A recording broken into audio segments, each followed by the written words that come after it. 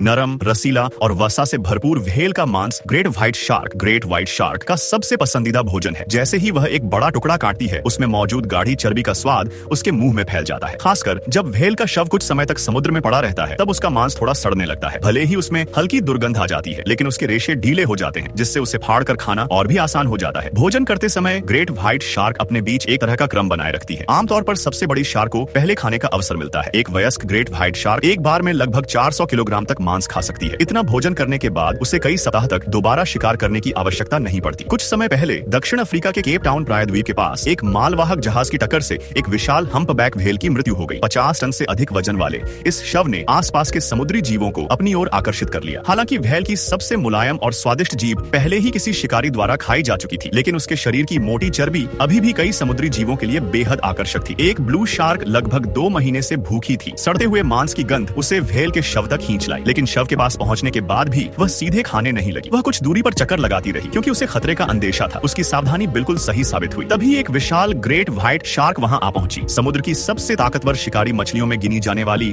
Great white shark किसी के साथ भोजन साझा करना पसंद नहीं करती। वह पूरे व्हेल के शव पर अपना अधिकार जमाना चाहती थी। हम्पबैक व्हेल की त्वचा लगभग 15 सेंटीमीटर मोटी होती है। इतनी मोटी चमड़ी को चीरने में ग्रेट व्हाइट शार्क को भी काफी मेहनत करनी पड़ती है। जब भोजन की कोई कमी नहीं होती, तब ग्रेट व्हाइट शार्क बहुत चुनिंदा ढंग से खाती है। वह मुख्य रूप से व्हेल की मोटी चर्बी ब्लब्बर ही खाती है, क्योंकि इसमें अत्यधिक ऊर्जा होती है और यह उसे लंबे समय तक जीवित रहने के लिए पर्याप्त कैलोरी प्रदान करती है। पेट भरने के बाद ग्रेट व्हाइट शार्क वहां से चली गई। अब ब्लू शार्क की बारी थी। वह तुरंत शव के पास पहुंची और बड़े बड़े टुकड़े निगलने लगी। कुछ ही समय में और भी कई ब्लू शार्क वहां इकट्ठी हो गई। सामान्य दिनों में ये शार्क छोटी मछलियां पकड़कर ही किसी तरह अपना पेट भरती है, इसलिए इतनी बड़ी मात्रा में व्हेल का मांस खाने का अवसर उनके लिए बहुत दुर्लभ होता है। अगले कई दिनों तक वे उसी शव के आसपास बनी रही और भरपेट भोजन करती रही। जब व्हेल के अधिकांश मांस को खा लिया गया, तब उसका शव धीरे धीरे अपना उछाल खो बैठा और अंततः समुद्र की गहराइयों में डूब गया। ग्रेट व्हाइट शार्क का भोजन केवल व्हेल तक सीमित नहीं है। उसका सबसे वंशदाह जीवित शिकार फर सील होती है। हर वर्ष दिसंबर के महीने में फर सील का प्रजनन काल शुरू होता है। इसी समय ग्रेट व्हाइट शार्क ग्वाडालूप द्वीप के आसपास के समुद्री क्षेत्र में घात लगाकर बैठ जाती है। लंबी समुद्री यात्रा के बाद जब थकी हुई फरसीले किनारे पर पहुंचने की कोशिश करती है, तभी ग्रेट व्हाइट शार्क बिजली जैसी तेज गति से उन पर हमला कर देती है। एक ही झटके में उसके लगभग 7 सेंटीमीटर लंबे बेहद तेज दांत सील की मोटी खाल को चीर देते हैं। उसके शक्तिशाली जबड़े सील के शरीर को बड़े बड़े टुकड़ों में बांट देते हैं।